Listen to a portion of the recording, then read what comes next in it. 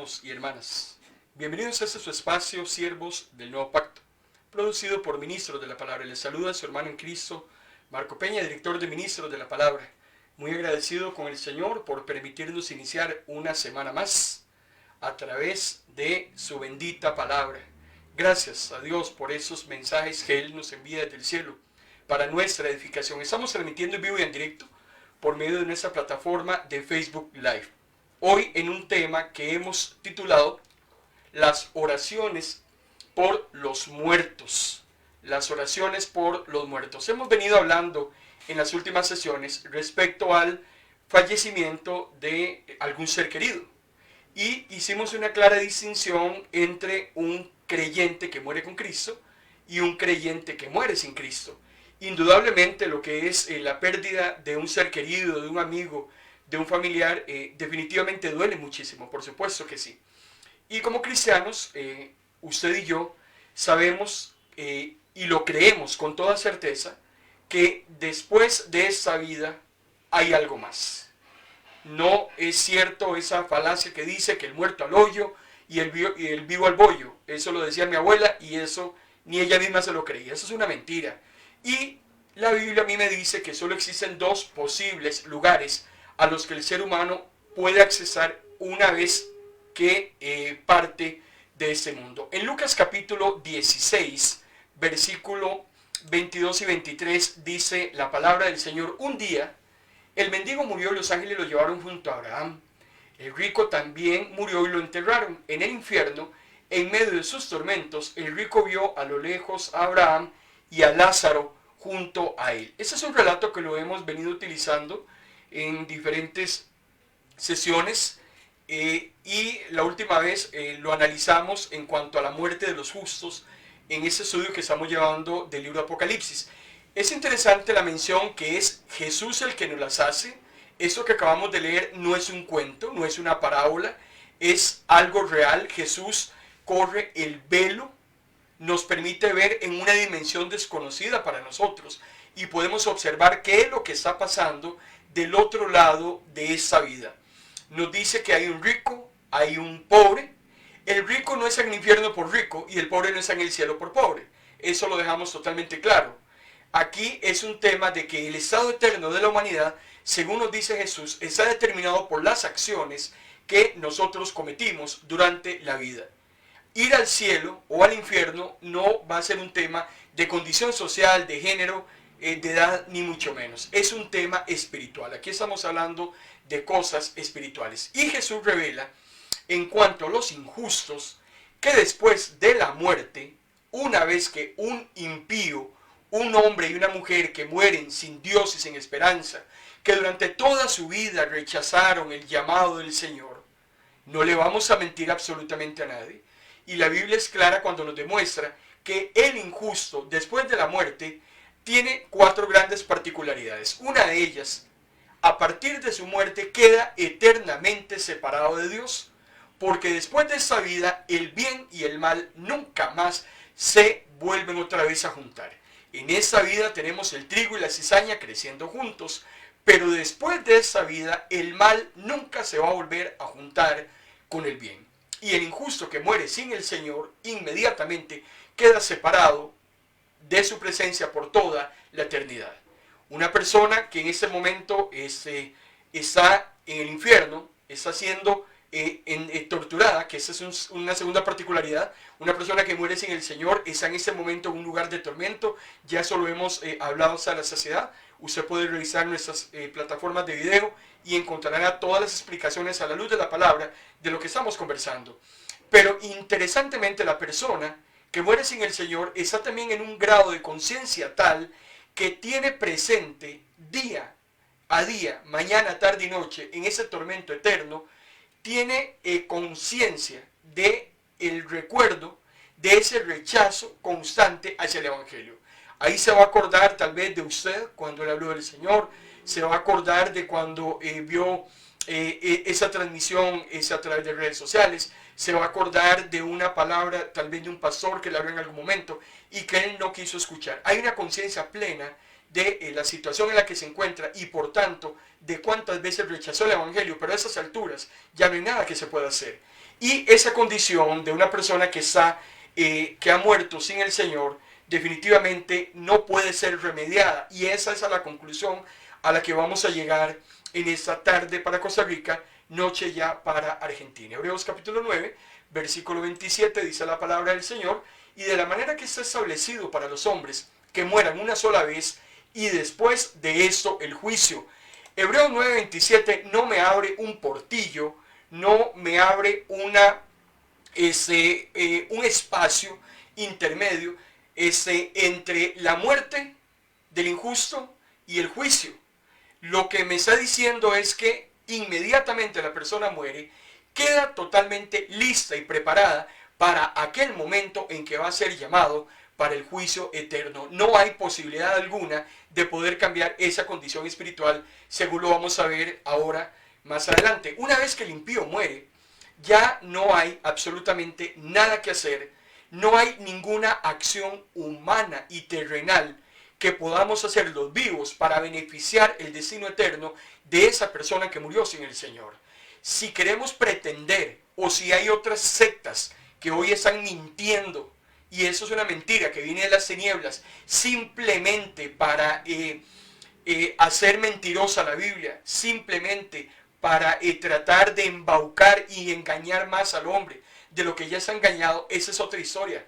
Pero pretender que mediante un ritual, que mediante dinero, podemos trasladar a un fallecido del lugar intermedio que dicen que es donde se encuentre, porque no lo colocan en el infierno, porque para muchas sectas el infierno no existe, no lo colocan en la presencia del Señor, porque hay una gestión que según estas sectas pretenden que nosotros hagamos en vida para poder moverlos de ese estado intermedio al cielo.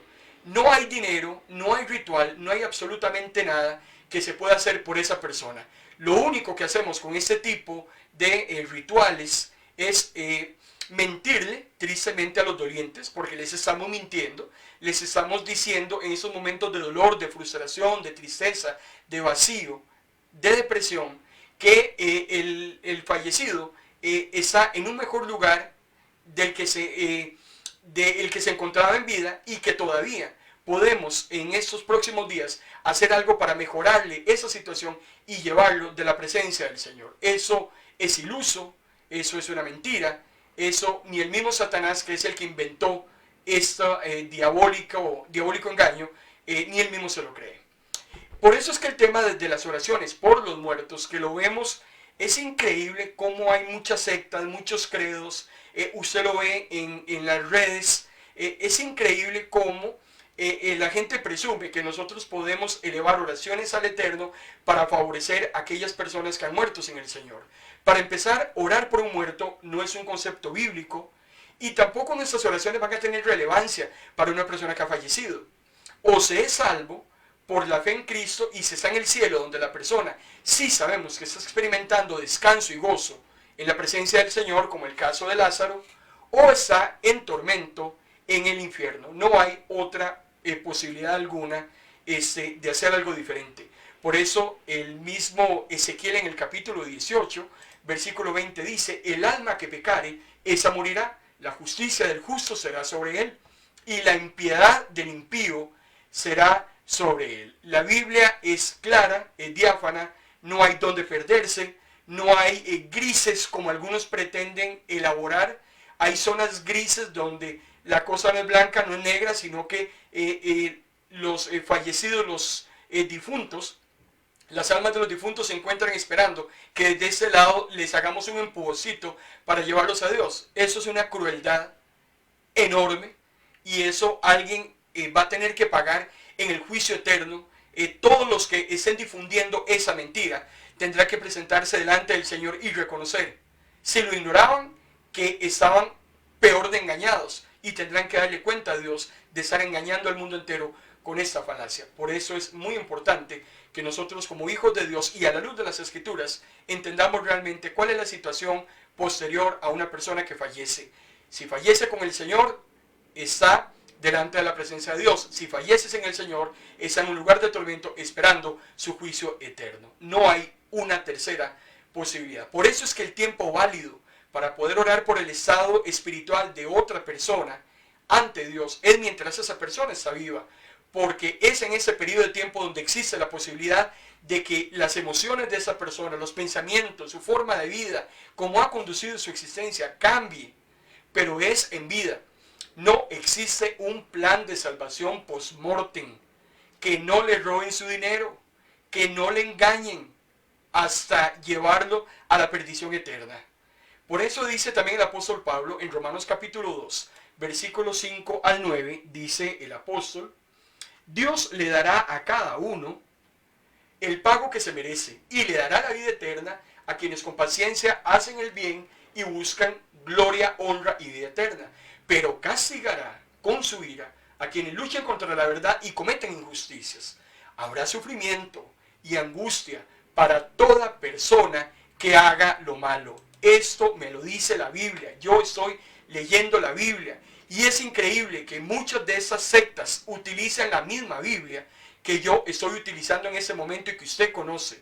Y el problema es que muchas de esas sectas, ese tipo de textos y de interpretaciones que vienen del Espíritu Santo, no las dicen como son y le mienten a las personas. Y el problema es que yo no puedo utilizar la Biblia simplemente para lo que yo desee, simplemente para acomodarla a mi gusto. O acepto la Biblia en pleno o no acepto absolutamente nada. Y ese es el problema, que entonces cogen la Biblia, aquellos pasajes que le sirven, y son los que le tiran a la gente, sin una exégesis, sin una hermenéutica, simplemente lo que sus propios corazones han interpretado. Pero a mí la palabra del Señor, amado hermano y hermana, me dice totalmente otra cosa. Y por eso es que tenemos que tener todo temblor y todo temor delante de la presencia del Señor, cuando predicamos, cuando enseñamos, cuando estamos presentando esa voz del cielo a este mundo. Algunas personas podrán influir en usted y podrán influir en mí para que yo cambie ciertas situaciones de mi conducta. Pero en última instancia, cada uno tiene que dar cuentas a Dios por las propias decisiones que toma. Y una vez que la vida se acaba, ya no hay más opciones que escoger. Ya no hay otra opción más que enfrentar el juicio divino. Por eso, soy reiterativo e incisivo que las oraciones por otros, yo puedo expresar mis mejores deseos, pero no puedo cambiar el resultado de esa persona.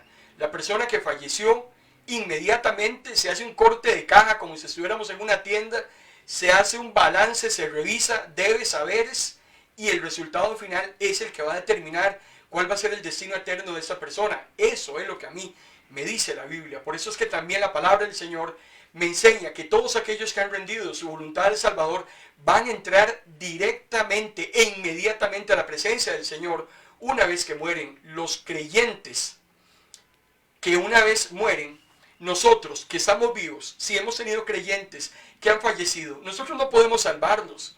¿Cómo voy a orar yo por un creyente salvo? Entonces, si yo sé que ese creyente ha muerto con el Señor, se encuentra en la presencia de Dios, ¿para qué voy a orar por él? Es una oración innecesaria, eso es antibíblico.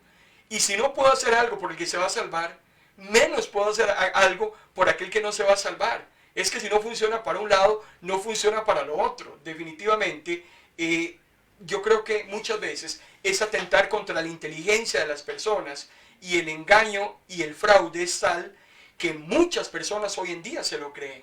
El apóstol Pablo decía en la segunda carta a los Corintios, capítulo 5, versículos 6 al 8, por eso vivimos confiados y sabemos que cada momento que pasamos en ese cuerpo terrenal, lo pasamos lejos del Señor. Esto lo sabemos por la fe, no por la vista. Así que tenemos confianza. Preferimos morir e irnos a morar junto con el Señor. Eso lo está diciendo el apóstol Pablo con conocimiento de causa. Por eso la situación entre la muerte de un justo y de un injusto es totalmente diferente. Orar para que los fallecidos se salven del infierno y de ese sufrimiento eterno, en primer lugar puede ser reconfortante para el doliente.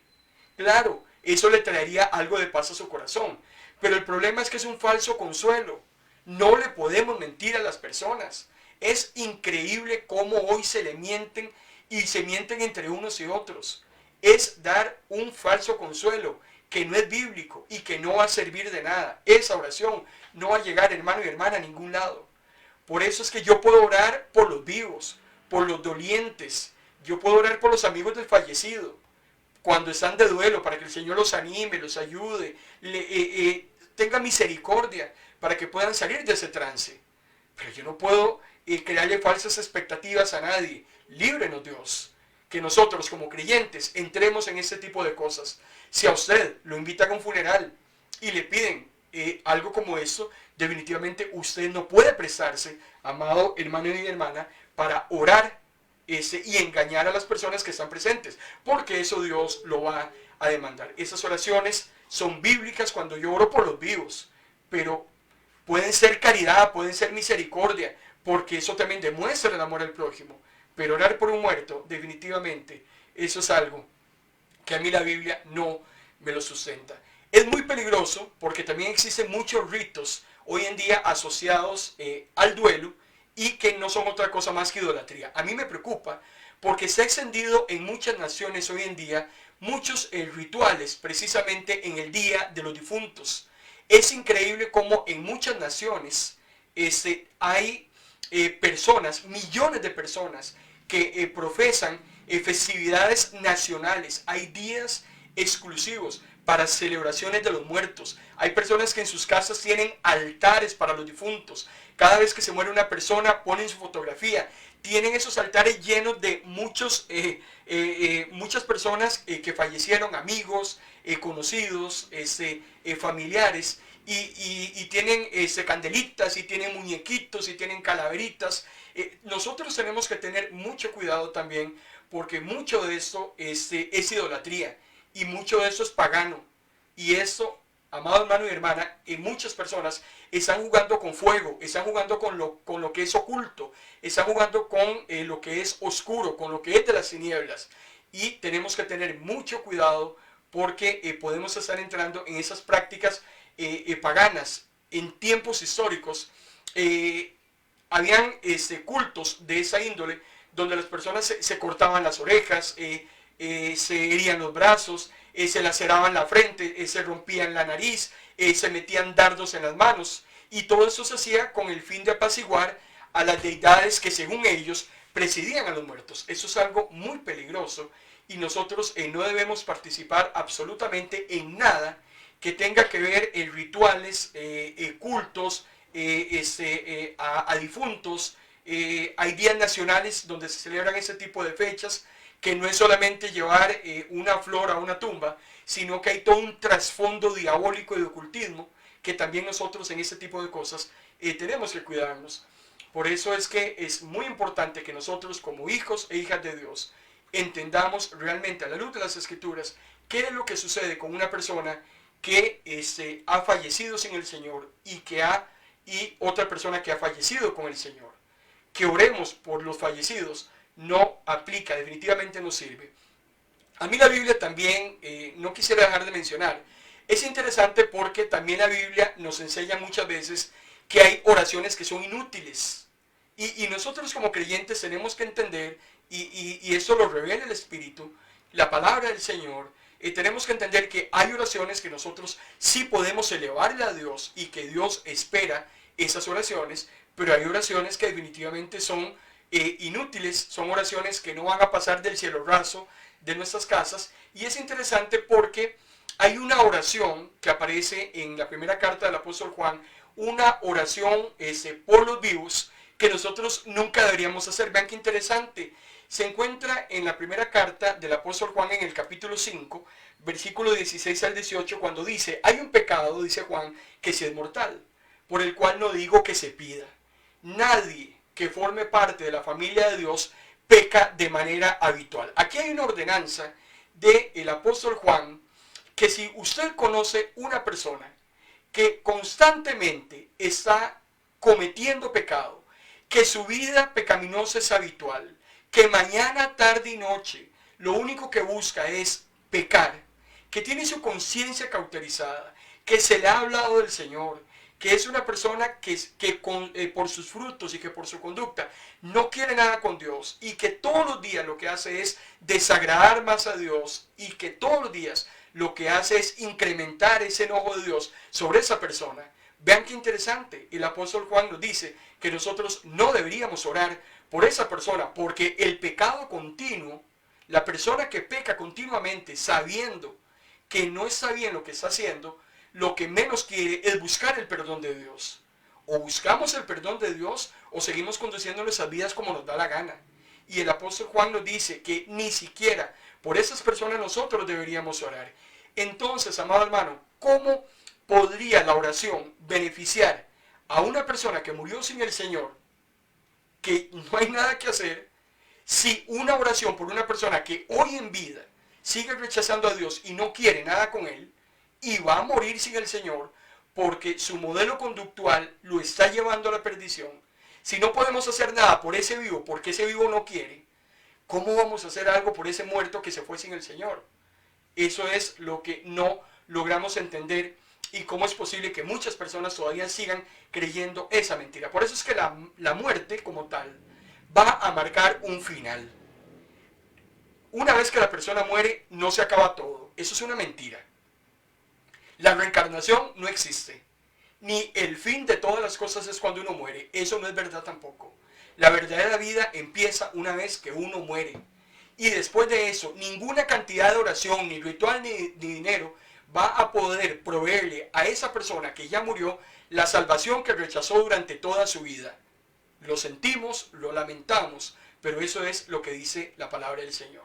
Ahora, aquí no es predicarle a los muertos, porque ya con los muertos no hay nada que hacer. Aquí es que usted y yo, en esta tarde-noche, amado hermano y hermana, hagamos un análisis y reflexionemos. En primer lugar, si estamos preparados para enfrentar lo que es inevitable. ¿Estamos listos? ¿Podemos irnos ya? ¿No hay ningún problema? Sabemos que inmediatamente partimos de ese mundo, en un abrir y cerrar de ojos, estaremos en la presencia del Señor. ¿Estás totalmente seguro? Eso es lo que te tiene que importar, porque usted todavía está vivo, porque todavía con usted hay esperanza, porque todavía el Señor hoy lo está llamando. Ese es el momento en que hay que hacer algo. ¿Para qué después? Y algo también que tenemos que tener muy claro es el juicio de Dios que sigue una vez que la persona muere sin Dios y sin esperanza. No hay nada que hacer. Inmediatamente se muere, inmediatamente el juicio. Por eso el apóstol Pablo nos dice en la segunda carta a los Corintios, capítulo 6, versículo 2, ahora es el tiempo aceptable.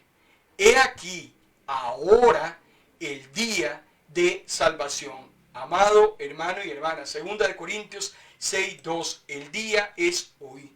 El día aceptable es hoy. Mañana tal vez no venga.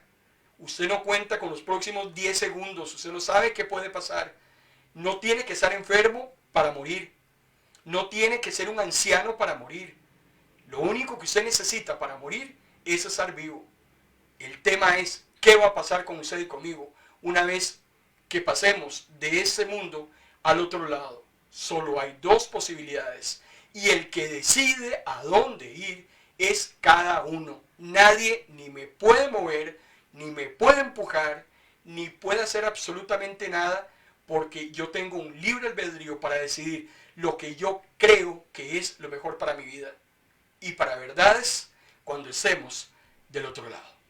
Te damos gracias, Señor, por tu palabra en esta tarde. Gracias porque tu palabra corre, tu palabra es verdad, no le podemos quitar, no le podemos añadir. Tu palabra es tal y como está escrita y así viene delante de tu presencia, Señor. Gracias te damos por el consuelo que nos das cuando nuestros seres queridos, creyentes, Señor, parten de este mundo, y nos consuela saber que están delante de tu presencia. Pero qué tristeza, Señor, también cuando tenemos amigos, seres consanguíneos, cuando tenemos personas que conocemos que siempre han rechazado la voz del Señor y que murieron en esa situación.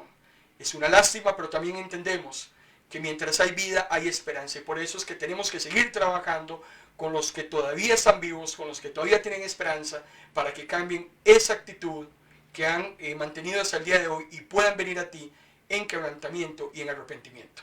Recibe toda la honra y toda la gloria en el nombre de Cristo Jesús. Amén. Mañana, si Dios me permite, amado hermano y hermana, vamos a continuar con este tema. Vamos a hablar acerca del shalom. Vamos a hablar acerca de ese consuelo, de esa paz. Shalom es una palabra hebrea que quiere decir paz. Mañana vamos a hablar de esa paz que sobrepasa toda la razón. Hay una paz muy hermosa es una paz que viene del cielo, es una paz que el Señor nos trae cuando usted y yo más lo necesitamos. No es la paz que da el mundo, es una paz que levanta nuestro ánimo, que nos da nuevas fuerzas para seguir adelante, que cuando parece que todo está desordenado y desubicado, es una paz que nos da lucidez, nos da tranquilidad. Y de eso vamos a estar hablando en estos próximos días, a partir de mañana, en este su espacio de Facebook Live. Les saluda a su hermano en Cristo Marco Peña, muy agradecido por su preferencia en esta tarde y esperamos encontrarnos mañana a esta misma hora y en esta misma plataforma. Que Dios los bendiga.